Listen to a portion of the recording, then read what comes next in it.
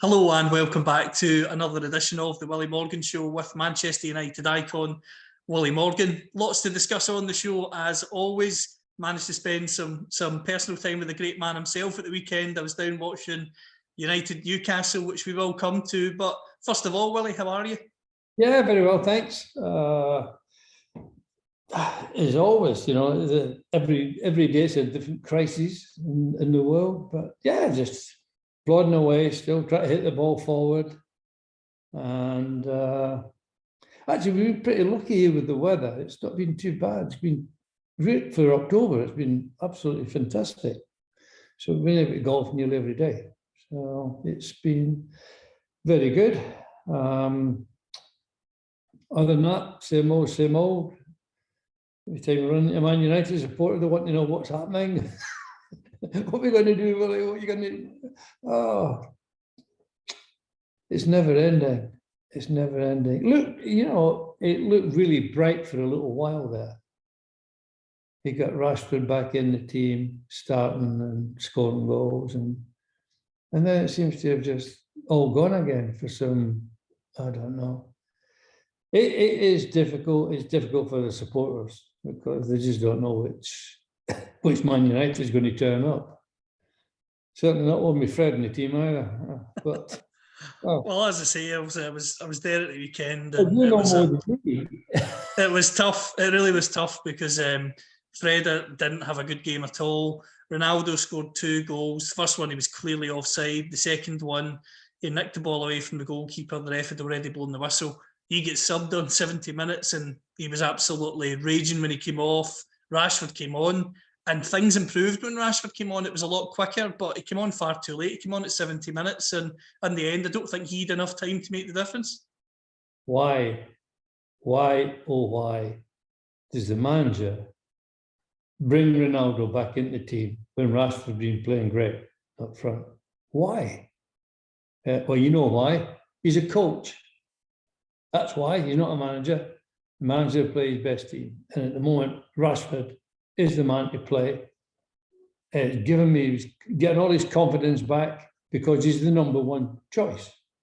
And now, he just did all the damage, all the good stuff that's been done. He's just thrown it all away. You know, you can't do that. He's got to make a decision. Ronaldo shouldn't be in the squad, never mind the team. Shouldn't be there. Anyone who done what he's done, or his agent, or whoever it might have been, shouldn't be there. It hurts the team spirit, because it's just all wrong. You don't want to play for us, that's okay. Hey, that's not a problem, as I mentioned before. That's not a problem. They don't have him around, because he obviously upsets other players.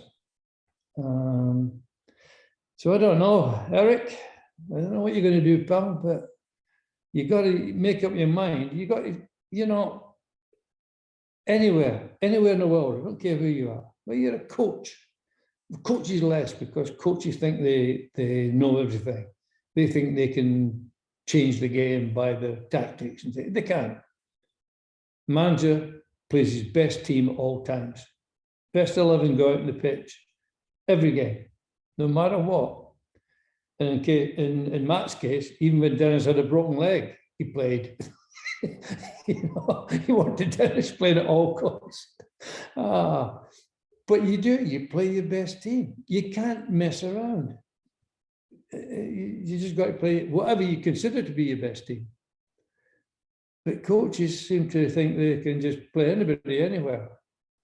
And they did. I really brought Shaw back into the team as well, didn't you? And you did. Oh dear, oh dear, oh dear. Shaw, Ronaldo, and Fred. I'm amazed he didn't bring Maguire back. Let's mess it all up again. Let's get the whole lot of the rubbish back in. So it's heartbreaking. It's heartbreaking. And the support, as you know, well, you were there. It's phenomenal, the support. Phenomenal, considering how bad we are. So anyway, we can only look forward to getting some improvement, I think. That's all we can do. But would it be interesting to see who we place tonight? It will be. Obviously, we're recording this on the day that United play Tottenham. Then they've got Chelsea on Sunday. 2 games where, let's be honest, they need to be looking to win if they've got any hope of finishing in the top 4. And even just saying those words is showing you how far the club's sort of fallen in recent years. What are you expecting from tonight? Because Tottenham have got a goal scorer in Harry Kane that can score goals if given chances. Yeah, well, we've got a goal scorer who can score goals. Rashford can score goals and give him chances. He already has. Tottenham are not great by any standards. In fact, they're pretty ordinary. Harry Kane, yeah, he's a goal scorer, but he's not a Jimmy Greaves. He's not a Dennis Law. He's just a goal scorer in the modern game, which is not hard when you look at who you played against. Maguire, my goodness. Of course you should score goals, but you don't get to fear him. I mean, it's not like he's going to run riot, because he's not. I obviously, I hope we nick a win. There won't be many goals in it. There'll be 1-0, 2-1, 1-1. So it won't be many goals. So Tottenham, they're average, at best average. I don't know, they're up, what, 3rd or 4th place? Yeah, 3rd at the moment. Yeah, unbelievable. But that's all you have to beat. I mean, you look at the weekend there, you've got Liverpool, who are diabolically bad this year. They beat Man City, as you know. Anyone can beat anyone. I mean, how many times have we said this in the league as it is? Anyone can beat anyone, because there's no great team, and they're all just very much the same, apart from City, who are well organised. They're not great, and again, we keep talking about, you've got no defence. City got no defence. They rely purely on attack. Well, just on that, Willie, obviously the goal that they conceded against Liverpool at the weekend, Liverpool goalkeeper, long punt up the field, Salah manages to take it down, and because City, as you say, have pushed so high up the pitch from a corner, Salah just gets the ball, takes it down, and then scores within a couple of touches. Far too easy. It was a great finish, though. I know it was. But that back to, well, the old time football when I first started in the 60s, keeper hoofed it every time. I mean, that's why you had that's why you had Andy Lochhead, to elbow everybody, head the ball, get the ball down. But you got it as far up into the opponent's half as you could, and then fought for it, and then took it from there. And I know the game's changed. Well, the game's changed, some for good, some for bad. You want to throw it out to the full-backs or the centre half, deadly. Maguire, fancy throwing a ball out to him. Oh, wow. And then try to play your way all the way through.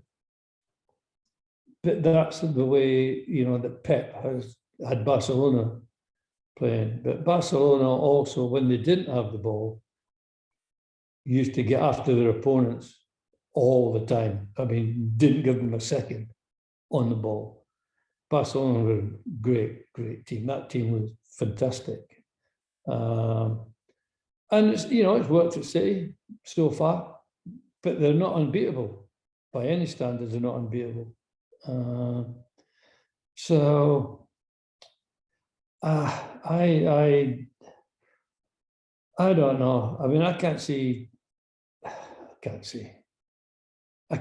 Arsenal lasting till the end of the season. I know they're winning, but they're winning by it's not great. But they're getting results. Things are going for them at the moment. I think you might see a bit of a change over the winter period.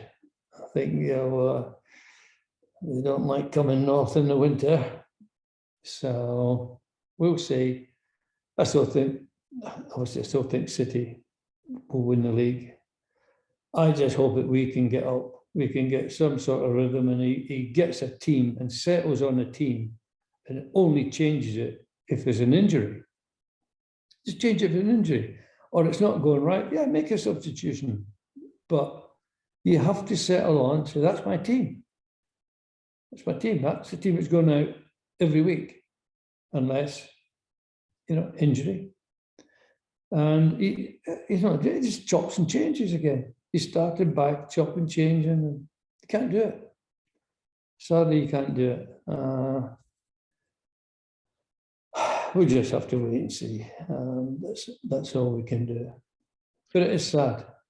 If I was to push you on a score for tonight, you said you thought it would be narrow. Do you fancy United to win, or do you fear Tottenham will win it? I don't know. I don't know what team's going to put out. If he starts with supposedly, I don't know what he thinks his strongest team is, but supposedly his strongest team, yeah, we've got every chance to win. It'd be 1-0. There's not going to be a lot of goals in the game. And it's hard to predict when you don't know who's going to play. If he plays Ronaldo up front again, we won't win. If he plays Rashford, I think we've got a chance to win the match, because they're not. I keep saying they're not great by any standards. They're very average. So hopefully, Callum, we can get a result. And, it might just change. You get a result that you're not expecting.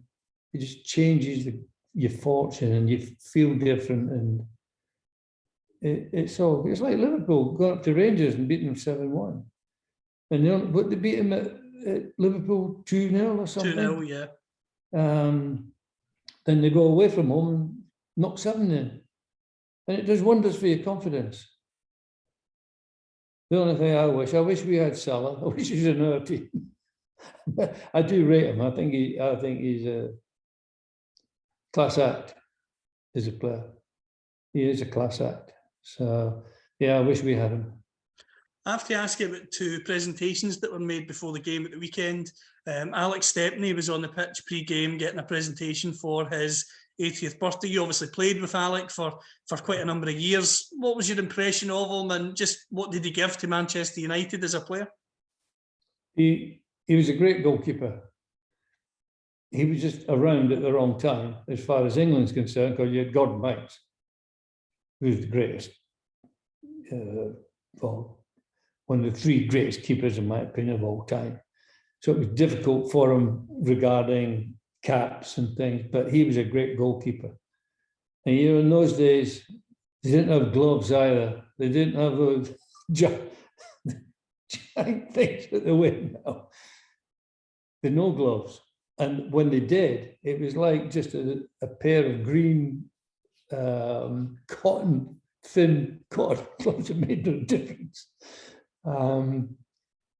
He deserves it. Apart from playing with him, I used to share a room with him. Hope you stop snoring, Alex, by the way. Oh, God almighty. To throw pillows at him and shut up. He snored. So I'm sure he's banned to a room of his own at home. But no, a great guy. And one of the great goalies, great goalkeeper. And the save, obviously, you go back to the save that Banks he made against Perry. The save he made against Eusebio. Matt used to come up with some weird names for him. That Eusebio. Eusebio was, the save he made from Eusebio was fantastic. And that helped us win. That helped them win the European Cup at the time. His save. So no, well deserved. And he's a great guy. Not a bad golfer either. Not a bad golfer. The other presentation that was made was to another goalkeeper. This time it was obviously the current one in David De Gea. He played his 500th game for the club at the weekend. Obviously kept a clean sheet, didn't win 0-0, but done his job, I suppose. What have you made of him since he's came to United? Well, initially, you know, he got great accolades because he was very good. He's one of these keepers that makes a lot of saves and stops with his legs, his arm, his thing. So where, you know, you go back to Stepney, everything was very solid. Gordon Bank, the great keepers. I think he's been very effective. Obviously, when we were struggling there really badly, and they said, "Oh, he's not playing," and he makes, yeah, of course he makes mistakes. But you playing behind that defence, yeah, he deserves a knighthood. Behind that lot, I don't know what goes through his mind every time he goes out, thinking, what's in store today? You could take a double-decker bus through them. No, again, it's a great milestone, 500, and he's been a great keeper for us. He's still one of the best keepers around. Anyway, and I know that of course he makes some mistakes, but he saved us on many, many, many occasions with, you know, great stops. So, no, good luck to him. Deserves it. I've got lots of questions, as we always do, coming in. First one's from Ian this week. Who was the scariest player you played against? Oh, Ian, scariest player. Scariest player. They were all ugly. But the scariest player,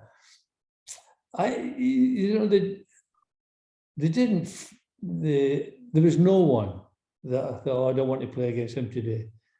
I loved it because they were big and ugly and slow, and you could give them loads of elbow and they couldn't catch me. So, who scariest? Maybe Ronnie Moran, the Liverpool left back. He wasn't the best looking geezer in the world, Ronnie, but it happens he was a good guy. They were scariest. Ian, I don't know whether you mean scariest looking, and I've told you that they were all scary to look at. But no one, the hardest were Tony Dunn and Ray Wilson, because they were small. I've said again many times that they changed what a fullback was. They used to be really big, and if they caught you, I mean, you go into the third row in the stand. If they caught you, they were big and strong. And then Ray Wilson and Tony Dunn came along. They were smaller and quicker, so you had to beat them. Slightly different, but you know you did. But now there's no one keeps me awake at night, Ian. The next one is from Kevin. He says, "What gave you greater pleasure, scoring a hat-trick or scoring or making a hole-in-one?"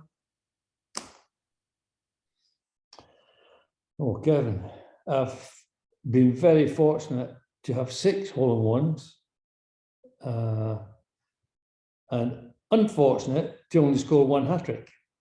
It was for Man United against Queen's Park Rangers, I think it was. In the cup. QPR. See, you're full of knowledge. I've got to remember these things. Kevin, I mean, so long ago. No, that was because I wasn't a goal scorer. I was a goal maker. You know, I created chances for people. That was my main purpose. Although I think I ended up scoring about 80 odd goals, or about 100 goals in my career.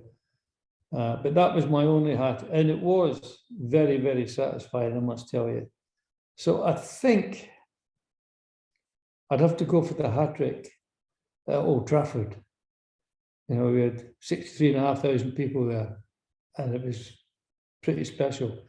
When you get a hole-in-one, there's only the 3 punters you're playing with, and they're gutted. They're not happy for you. They don't want you to get a hole-in-one. Oh, my partner did, but the other 2 didn't. So, no, I think Old Trafford, without a doubt, it's a no-brainer.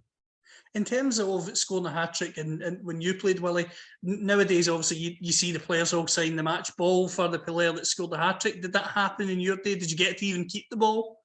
No. No, of course you didn't. No, you didn't get the ball. You didn't get your shirt. You didn't get anything. It said we had one shirt for the year. Now they've got about 3 a game. I'll get it dirty. Oh no, they've got hundreds of shirts. It's a different thing altogether. But back then, no. You had one set home, one set away. Or sometimes you had 2 sets away, depending on who you were playing. At United, we had a yellow and blue and white for away matches, depending who you were playing. And at home, obviously, same shirt all the time. And now you didn't get any. So one thing I don't have one of my own shirts. But none of the players do. None of the Man United, the old players. No, yeah, 10 a penny. Green Shield stamps. You get them with Green Shield stamps now. Are they still going, Callum? I don't know. You don't know what they are, do you? No. Green Shield stamps, my God. All the older listeners, they all know exactly what they were. Then they went bump. And the whole country was left with billions of bloody Green Shield stamps that are no good. The company issued them went bump. So, well, happy days. Tommy's question is, if you could have taken one player with you from Burnley to Manchester United, who would it have been? Brian O'Neill. Done. And would he have fitted in, you think? The best player I ever played with. He was a great player. He's Brian O'Neill. Great question. Next one that we've got is from Lucy. She says, what's the best golf course in the UK? Oh, apart from the Mere, Lucy, where I play, which is a fabulous golf course. I think for me it would be a toss-up between Turnberry, sadly, TT Trump Turnberry now, but Turnberry and Birkdale, both fantastic golf courses, great golf courses. And there's so many, Glen Eagle, Loch Lomond, there's some great courses, but I think Turnberry and then Birkdale would be my choices, apart from my own course, I said the Mere, which is an inland course. Those are on the coast, they're open courses. So, but yeah, I think Turnberry. I've had loads of invites and Trump changed it. And I believe he's changed it for the better. Whatever we think, I think of Donald Trump. It's a nutter. But I believe he's made a fantastic job at Turnberry. And they say he's made it even better. And it already was great. So I'm looking forward to actually going back. And I will do it at some stage. The invites I've had have not been able to go up. So I'm looking forward to going back and seeing what he's done. Sam, his question is, other than football or golf, what are your other favourite sports to watch? To watch? To watch. I like snooker. I used to watch a lot of snooker. Not so much now that, Hurricane's gone and all my pals, Dennis and Willie, Cliff Thorburn. Anyway, I like watching snooker. I don't really. I used to watch quite a bit of rugby because it was so hard watching the rugby. The horses, Sam. I watch a lot of horse racing, so do a lot of shouting at the telly as well, or at the jockeys.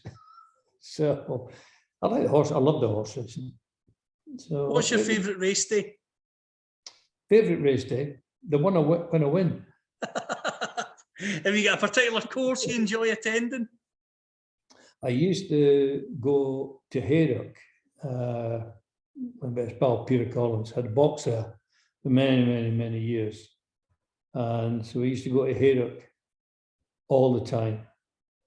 And I've got another great pal there, Simon Rain, who's a director of Haydock Park. Haydock's a great course, great course to watch. I've not been to that many different ones, a few, but not that many. But Haydock, I love going to Haydock. Still go occasionally now, but I do like Haydock, yeah. Especially if I win, like I said, Callum, which is not very often. Send all the bookies on holiday. The next one is from John, and he asks about Dennis Law and Bobby Charlton. How good were they as players? It's just very simple, straightforward question from him. John, they were great. That's simple. Great players. I mean, the whole George, great player. Bobby, great player. Dennis, great player. In their position. Everyone played in their own position, John. Not like nowadays where they play anywhere. Back then, you played in a position, and they were the best in their positions. Same with Paddy. Paddy, brilliant in his position. But you're not going to put Paddy at centre half or put him at fullback. He's a right half. So people played where the talent was best. That's all changed, obviously, as we know. But no, Bobby and Dennis, fantastic. Dennis, Dennis wasn't that big, and it wasn't, unlike Andy Lockhead, who had come from at Burnley. Andy was a bustler and he batter people, fight, and scrap. But Dennis could jump. It was unbelievable. He put the ball in anywhere near him and be up there, nodding it. He was a great finisher, one of the all-time great finishers.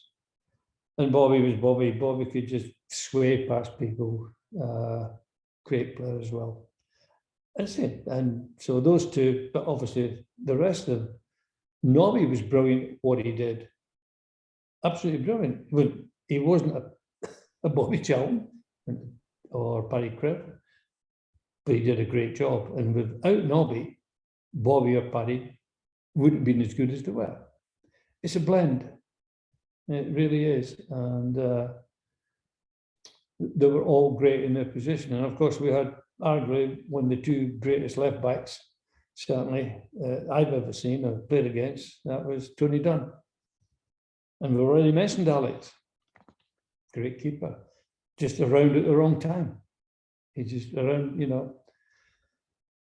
at the wrong time. But no, just all people in their position. When anyone better as a centre forward. Then you look at an inside forward and you go to Jimmy Greaves, who's phenomenal. But again, that was his position. He wouldn't have been phenomenal if he'd been playing left half. It really was. You had to do your job. There was nowhere to hide, John, back then, because if your opponent, and you invariably came against one guy all the time, and it was a match, and if he played well, then you would struggle. So there was nowhere to hide. That's the biggest thing. Now you come off and say, "Oh, how do you think Fred played? Oh, was he playing? I don't know. I didn't really notice." It is though. It is. It's just completely different. So John, hope that answers your question, pal. Last question this week is from Michael. If you could pick 3 United players who played after you played for United, who would they be and why? After I played.